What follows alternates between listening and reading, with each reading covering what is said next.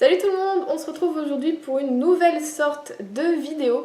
Voilà, j'avais des abonnés qui m'avaient qui m'avaient proposé tout simplement de faire une vidéo, enfin plusieurs vidéos sur mes wishlists, un peu comme ça dans l'année. Donc voici la première vidéo où je vais parler de mes wishlists et de ce que j'ai peut-être beaucoup envie d'acheter en ce moment. Donc ça va être classé par date de parution, donc ceux déjà parus, ceux apparaître dans le mois où je fais la vidéo, et ceux qui seront apparaître après le mois de la vidéo, enfin voilà, dans l'année, dans le restant de l'année. Il y aura aussi pour cette vidéo un sans date que je veux, mais que je sais pas quand est-ce qu'il sort, mais je le veux, voilà. Donc je vais pas parler précisément des bouquins, comme d'habitude vous avez tout ce qu'il faut en barre d'infos, je vous mets voilà, les liens BookNote pour que vous ayez la description, enfin voilà, tout ce qu'il vous faut. On va commencer. Nous commençons avec les livres déjà parus. J'ai très envie de lire, c'est Lucky Losers de Laurent Malo aux éditions Albin Michel Jeunesse. Il est déjà sorti le 2 janvier, mais je sais que ça avait été un peu un gros coup de cœur pour une de mes collègues, elle m'avait donné très envie de le lire. Donc là on est parti plutôt sur un style ado, amitié et on va dire un peu tranche de vie. Et voilà, en ce moment j'ai envie de lire des choses un peu, je vais pas dire légères, mais voilà, déjà un peu tranche de vie, qui me raccrochent un peu à la vie sur Terre, on va dire, pas tout le temps partir dans le fantastique, la jeunesse, je veux des choses un peu vraies et plutôt drôles et sympas et des fois tristes, ok. Et je pense que Lucky Losers peut bien y répondre. Ensuite, dans un tout autre genre, ce serait Autopsie, donc le tome 1 Whitechapel de Kerry Maniscalco, donc aux éditions Milan, qui est sorti le 18 janvier. Donc là, on est vraiment dans un tout autre genre. C'est un peu un style Jack l'Éventreur, horreur, thriller. J'adore la couverture, je trouve voilà, elle donne envie d'aller vers le bouquin. Enfin voilà, je connaissais pas du tout et quand je vu la couverture, je me dis oh, il me le faut. Fille superficielle. Mais l'histoire me donne vraiment envie, donc je suis pas totalement superficielle. Ensuite, on passe encore à un autre genre avec Passenger de Alexandra Bracken, chez Milan également, qui est sorti le 22 février. Donc là, on est plutôt dans le genre fantasy, un peu historique, romance. Voilà, c'est un livre pareil qui me tente depuis sa sortie et j'ai pas encore craqué parce qu'en ce moment, je lis pas trop de fantastique, tout ce qui est jeunesse. Mais voilà, je le veux pour le moment de l'année où j'aurais trop envie de lire des choses comme ça et ça va peut-être pas tarder, donc voilà. Pour finir les déjà parus, je voudrais également lire Les Enfants de Pickwood de Rod Martis aux éditions Scrineo qui est sorti le 8 octobre 2015. Ouais, ça fait beaucoup, mais voilà, on en entend un peu reparler en ce moment et c'est vrai que à sa sortie je l'avais vu et je voulais l'acheter, je l'ai jamais fait, je sais pas pourquoi.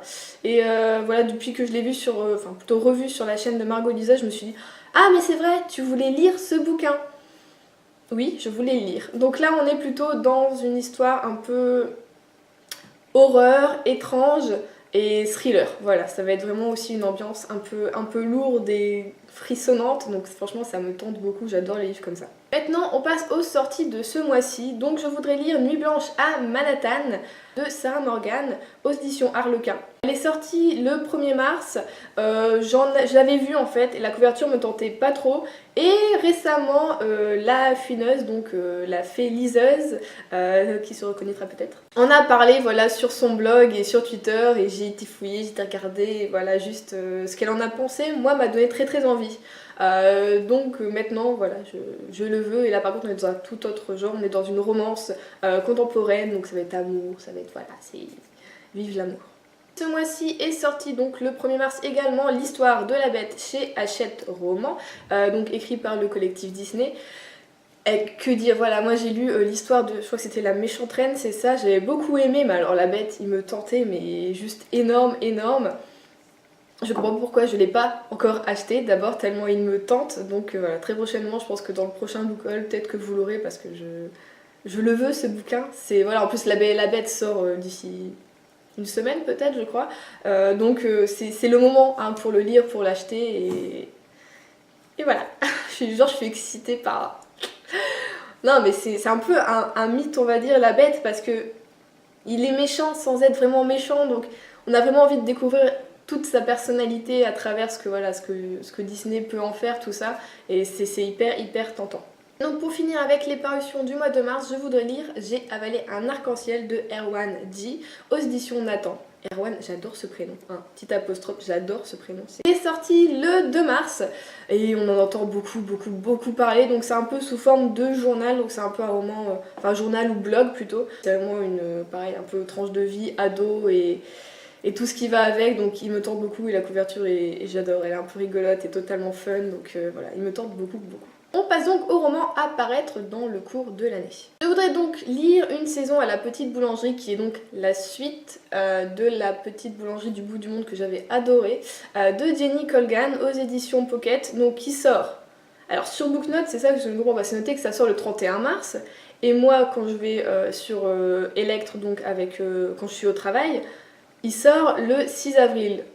Donc je suis plus tentée quand même de croire mon logiciel au boulot que Booknode. Donc voilà, ça sortira le 6 avril je pense, et je suis très pressée de le lire et de savoir ce que sont devenus un peu mes personnages, de retrouver tout ce petit monde, toute cette petite île et de voyager, de partir loin.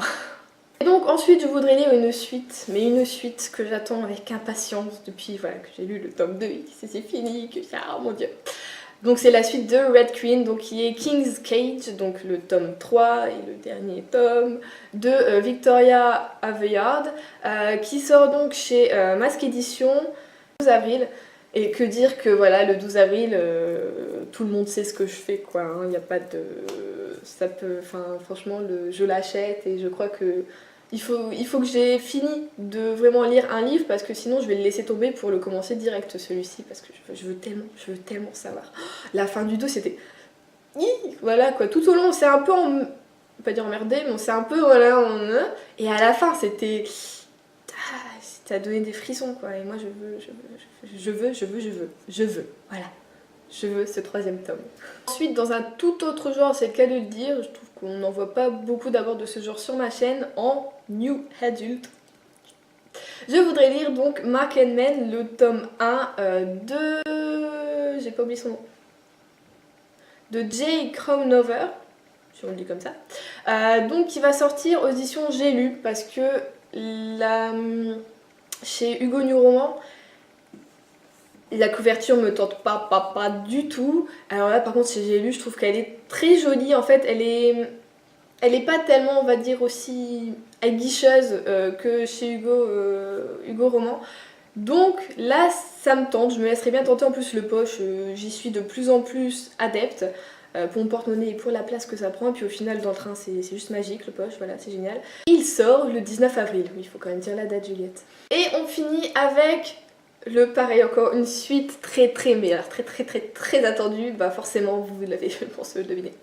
C'est le tome 3 de La Passe Miroir de Christelle Dabos, voilà, qui sort le 1er juin chez Gallimard Jeunesse et qui, là aussi, il faut que j'ai aucun livre à lire à ce moment-là parce que je laisse tout tomber quoi. Est-ce que je vais aller travailler? Je sais même pas. Peut-être j'irai pas travailler. Je sais, non je peux pas, je suis malade, je dois lire un livre. Maladie de lecteur, ça passe ou pas? On devrait faire, je pense, voir quelque chose avec l'assurance maladie ou pour les arrêts de travail, quand il y a des grosses séries qu'on veut vraiment lire qui sortent. On va faire une pétition. Donc voilà, celui-ci, c'est juste... voilà quoi, c'est... Vous savez pareil ce que je fais le 1er juin parce que rien que d'y penser, j'en ai des frissons.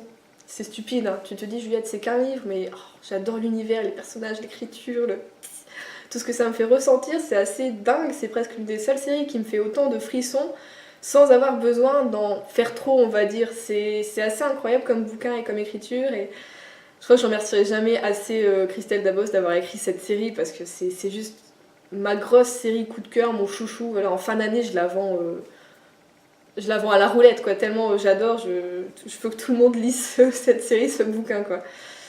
Donc voilà, calme-toi, on souffle. On respire.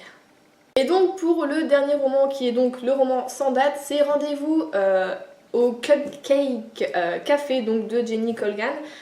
En fait je dis qu'il n'a pas de date parce que là il est sorti il y a un mois en grand format et moi je le veux en poche. Il n'y a pas de date pour le poche, c'est pas prévu pour le moment mais je sais qu'il y en aura un donc je le veux, donc ce serait chez Pocket à supposer forcément puisque toute la série sort là-bas. Juste je ne sais pas quand est-ce que ça sortira. Je croise quand même les doigts pour que ce soit 2017. Mais souvent il y a un an entre le poche et entre le grand format et le poche.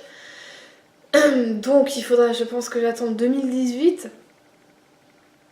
Je tiendrai le coup. J'en ai perdu ma voix. Ça va aller Juliette.